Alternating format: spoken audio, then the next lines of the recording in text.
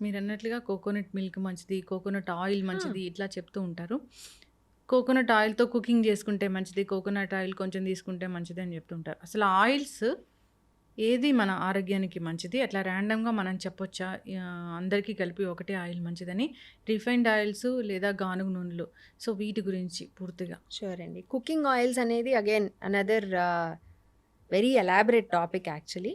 Cooking ఆయిల్స్‌లో different kinds most of the refined cooking oils ఏంటంటే వాటిలో ఉన్నటువంటి ఆహ్, కొన్ని రకాల ఇంప్యూరిటీస్ అనుకోండి, లేకపోతే ఆ కలరింగ్ ఆయిల్‌కి ఆ కలర్ ఇచ్చేటువంటి పదార్థాలు అనుకోండి. జనరల్‌గా ఎక్స్ట్రాక్ట్ చేసినప్పుడు గానుగ నూనెలో ఉండేటువంటి డార్క్ కలర్ కాంపౌండ్స్ ఇట్లాంటివి రిమూవ్ చేసేటువంటి ప్రాసెస్ ఈజ్ రిఫైనింగ్. హ్మ్.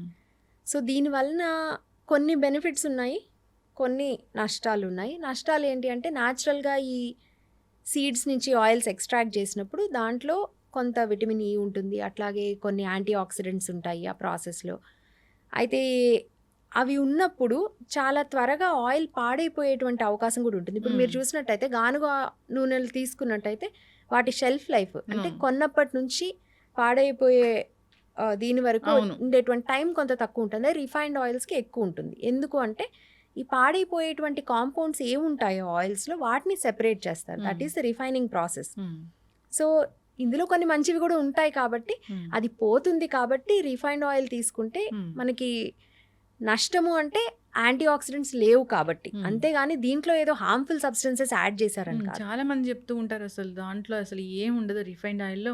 ఒక కేజీ పల్లీలు ఇంత కాస్ట్ ఉంటే అంత ఆ ఆయిల్ ఎంత తక్కువకి అమ్ముతున్నారు, ఎలా అమ్ముతున్నారు, అసలు అది ఆయిలే కాదని చెప్తూ ఉంటారు. అంటే అది చూసినప్పుడు ఒకలాంటి భయమేస్తూ ఉంటుంది. అవునా! మనం రైట్. తినేది ఆయిల్ కాదా? ఇది ఎఫ్ఎస్ఎస్ఏఐ ఉంది అండి. మన ఫుడ్ ఫుడ్ సేఫ్టీ. స్టాండర్డ్స్ ఇది హ్మ్. సేఫ్టీ స్టాండర్డ్స్ మెయింటైన్ చేసేటువంటి వాళ్ళు ఒక సర్టెన్ లెవెల్ ఆఫ్ రిక్వైర్మెంట్ ఇస్తారనమాట. ఆ రూల్స్ ఫాలో అయ్యి హ్మ్. దాన్ని బట్టి రిఫైన్ చేసినటువంటి ఆయిల్ మీద మీరు again any kind of food that is packed దాని మీద లేబుల్ ఉంటుంది. దాని మీద you can see the ingredient list. దాంట్లో చూసి రెప్యూటబుల్ బ్రాండ్స్ ఏవైనా సరే యూజువలీ కల్తీ లేకుండానే వస్తాయి. కొంత అమౌంట్ ఆఫ్ స్టెబిలైజర్ అనేది దాంట్లో యాడ్ చేయడం అనేది జరుగుతుంది. ఎటువంటి ఆయిల్ తీసుకున్నా సరే క్వాంటిటీని బట్టి హ్మ్. మనకి దాని వలన బెనిఫిట్ ఉంటుందా? లేకపోతే నష్టం ఉంటుందా? అనేది చాలా వరకు క్వాంటిటీ మీదే డిపెండ్ అయ్యి ఉంటుందండి. మన బాడీ ఎట్లా అంటే మన బాడీలో కొన్ని రకాల సిస్టమ్స్ ఉన్నాయి. Whether it is our lungs, liver కానివ్వండి, కిడ్నీస్ కానివ్వండి, ఇవన్నీ గూడా ఒక సర్టెన్ లెవెల్ ఆఫ్ టాక్సిన్స్‌ని హ్మ్. మన బాడీ తీసుకొని తట్టుకోగలదు. దాన్ని ఆహ్, శుభ్రం చేసి మన బాడీని ప్రొటెక్ట్ చేసేటువంటి కేపబిలిటీ ఉంది. హ్మ్.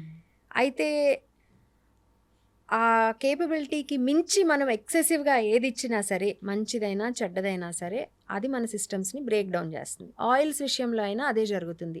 ఎంత మంచి నూనె అయినా, ఎంత గానుగ నూనె ఫ్రెష్‌గా ఇప్పుడే వచ్చింది, ఆల్మోస్ట్ ఏ రోజుకి ఆ రోజు తెచ్చుకున్నదైనా సరే, మీరు రోజు తినాల్సిన క్వాంటిటీ కంటే ఎక్కువ తీసుకున్నప్పుడు దానివల్ల నష్టమే జరుగుతుంది.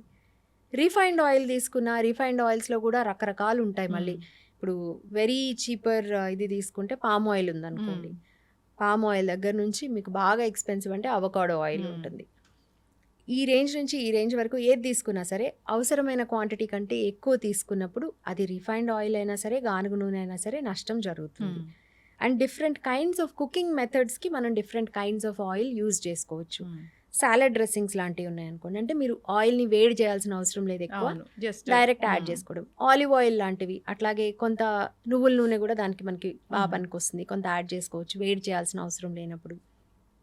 వేడి చేసే అవసరం ఉన్నప్పుడు, డీప్ ఫ్రై చేయాల్సొచ్చినప్పుడు కొంత రిఫైన్డ్ ఆయిల్స్ యాడ్ చేసుకుంటే వాటికి హీట్ స్టెబిలిటీ కొంత ఉంటుంది. అవును. అందులో కూడా రిఫైన్ చేసినటువంటి సన్‌ఫ్లవర్ ఆయిల్ కానీ, ఈవెన్ సోయాబీన్ ఆయిల్ కూడా కొంత లెవెల్ ఆఫ్ కుకింగ్‌కి, కొంత లెవెల్ ఆఫ్ హీటింగ్‌కి ఆగుతుంది.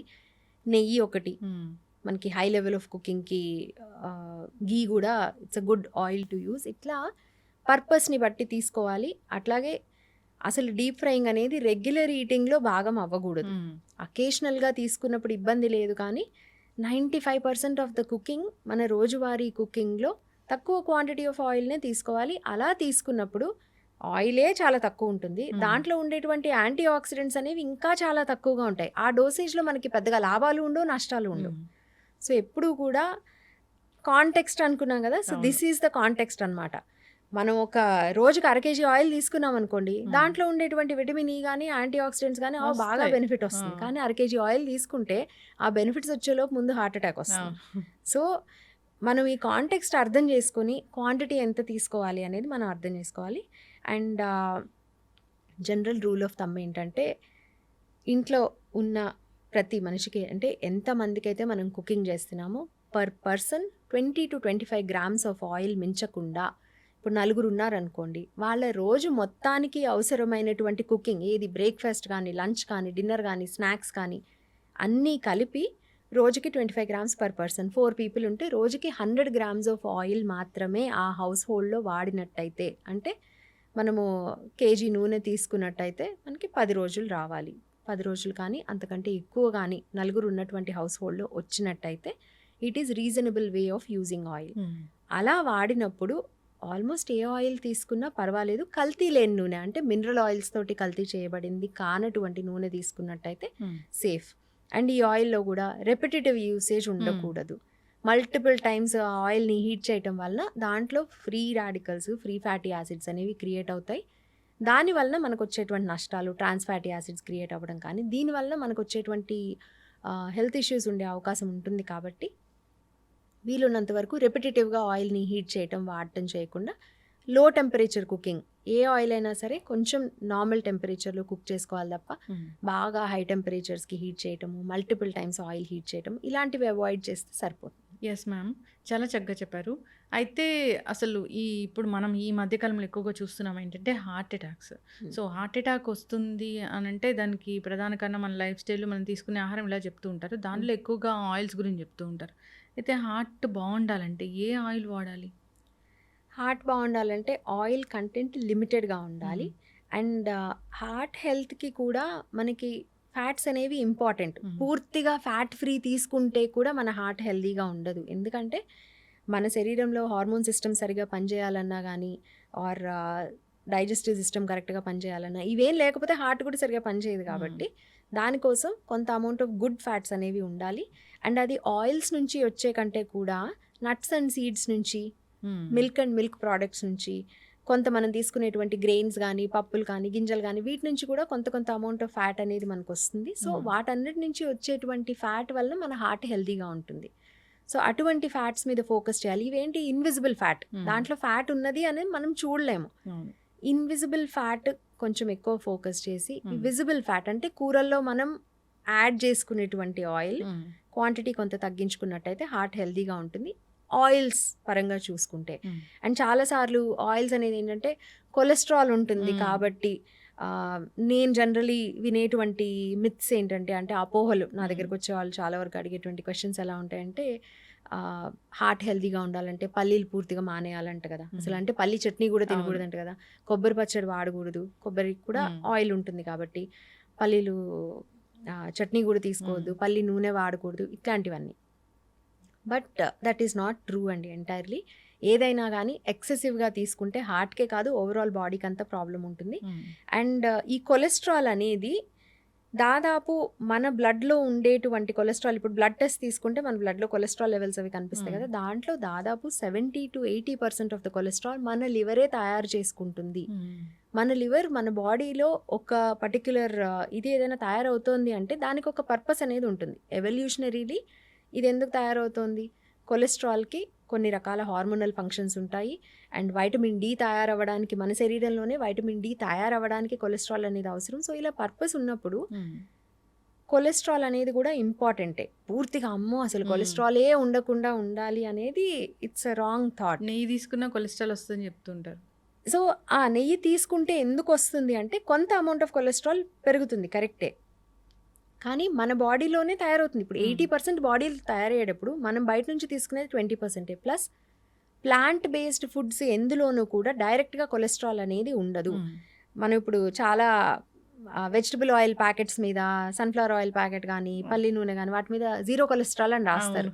0 కొలెస్ట్రాల్ అంటే దాంట్లో ఉన్న కొలెస్ట్రాల్ వాళ్ళు తీసేశారని కాదు, స్వతహాగానే దాంట్లో అసలు కొలెస్ట్రాల్ అనేది ఉండదు. సో యానిమల్ బేస్డ్ ఫుడ్స్లో అయితే కొలెస్ట్రాల్ ఉంటుంది. అది పాలలో కొంత అమౌంట్ ఆఫ్ కొలెస్ట్రాల్ ఉంటుంది, ఎగ్స్లో కొంత కొలెస్ట్రాల్ ఉంటుంది, నెయ్యిలో కొలెస్ట్రాల్ ఉంటుంది, పనీర్లో ఉంటుంది. డిఫరెంట్ కైండ్స్ ఆఫ్ మీట్స్లో చికెన్లో కొలెస్ట్రాల్ ఉంటుంది, మటన్లో కొలెస్ట్రాల్ ఉంటుంది. సో బేసికలీ జంతు సంబంధిత ఆహారంలో మనకి కొలెస్ట్రాల్ డైరెక్ట్గా వస్తుంది. ప్లాంట్ బేస్డ్ ఫుడ్స్లో అంటే మొక్కల నుంచి వాటి ప్రోడక్ట్స్ నుంచి వచ్చేటువంటి ఆయిల్స్ ఫ్యాట్స్ నుంచి మనకి కొలెస్ట్రాల్ అనేది డైరెక్ట్గా అందదు. కానీ ఇక్కడ నుంచి వచ్చేటువంటి కొన్ని రకాల ఫ్యాట్స్, సాచురేటెడ్ ఫ్యాట్స్ అంటారు వాటి నుంచి, అట్లాగే ట్రాన్స్ ఫ్యాట్స్ అంటారు వీటి నుంచి, అవి రా మెటీరియల్గా తీసుకొని మన లివరే మనకి కొలెస్ట్రాల్ని తయారు చేస్తుంది. సో ఎక్కువ కొలెస్ట్రాల్ తయారు అవ్వకూడదు అంటే మనము ఈ కొలెస్ట్రాల్ తయారీకి అవసరమైనటువంటి రా మెటీరియల్ని కంట్రోల్ చేయాలి. కొలెస్ట్రాల్గా కంట్రోల్ చేసినా కొంతవరకు కంట్రోల్ చేయొచ్చు. సో ఎగ్స్ నుంచి వచ్చేటువంటి కొలెస్ట్రాల్ లిమిటెడ్గా ఉంటుంది, తీసుకువచ్చేటువంటి ఇబ్బంది ఉండదు. There are more and more studies coming up ఈ మధ్య కాలంలో. ఏంటంటే డైలీ 1 or 2 eggs జనరల్గా హెల్తీగా ఉన్న వాళ్ళు రోజుకి 1-2 గుడ్లు ప్రతిరోజు తీసుకోవటం వలన కూడా కొలెస్ట్రాల్కి ఎటువంటి ఇబ్బంది ఉండదు, సేఫ్గా తీసుకోవచ్చు అనేటువంటి స్టడీస్ ఇంకా వస్తూనే ఉన్నాయి. అయితే ఎక్కువ సాచురేటెడ్ ఫ్యాట్ ఉండేటువంటి బటర్లో సాచురేటెడ్ ఫ్యాట్ ఎక్కువ ఉంటుంది, గీలో సాచురేటెడ్ ఫ్యాట్ ఎక్కువ ఉంటుంది. సాచురేటెడ్ ఫ్యాట్ అంటే రూమ్ టెంపరేచర్లో గడ్డగట్టేటువంటి ఫ్యాట్. కొబ్బరి నూనెలో కూడా సాచురేటెడ్ ఫ్యాట్ ఎక్కువ ఉంటుంది. ఇటువంటివి లిమిటెడ్ క్వాంటిటీలో తీసుకున్నట్టయితే కనుక కొలెస్ట్రాల్ సింథసిస్ అనేది, అంటే మన బాడీలో తయారయ్యేటువంటి కొలెస్ట్రాల్ కంట్రోల్ చేసేందుకు ఉపయోగపడుతుంది.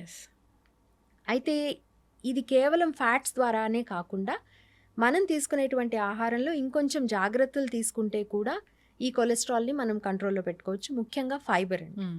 సో పీచు పదార్థం ఎక్కువ ఉండేటువంటి వెజిటబుల్స్, లీఫీ వెజిటబుల్స్, ఫ్రూట్స్, ముడి ధాన్యాలు అంటే హోల్ గ్రెయిన్స్ అంటాము, పైన పొట్టుతో పాటు తీసుకోగలిగేటువంటివి, మిల్లెట్స్ కానివ్వండి, హోల్ గోధుమ పిండి కానివ్వండి, ఇట్లాంటి వాటితో చేసినవి, ఎక్కువ మిల్లింగ్ చేయకుండా సింగిల్ పాలిష్ చేసినటువంటి పైన కొంచెం తౌడు లేయర్ ఉన్నటువంటి రైస్ తీసుకోవడం కానీ వీటిని తీసుకున్నట్టయితే వాటిలో ఉన్నటువంటి ఫైబర్ వలన కూడా మనకి కొలెస్ట్రాల్ లెవెల్స్ కొంత కంట్రోల్లో ఉంటాయి. దీని వలన గుండె ఆరోగ్యం అనేది కొంత జాగ్రత్త చేసుకోవాలి.